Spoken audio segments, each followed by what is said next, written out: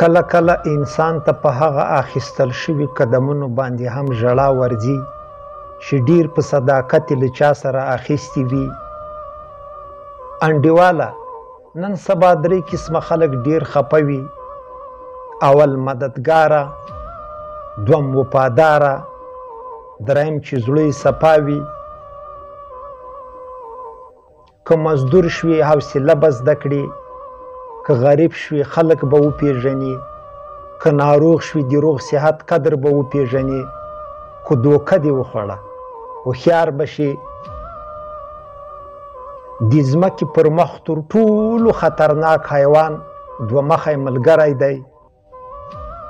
هغوی خوش قسمته دي چې په دې دروغجنه نړۍ کښې یو حقیقي ملګری پیدا کړی. منفي خلک لکه د سرطان رنځ داسې دي، که د ملګري شول او په ژوند کښې دې و ستاسو هیلې ارمانونه قوت او لیوالتیا در وژني.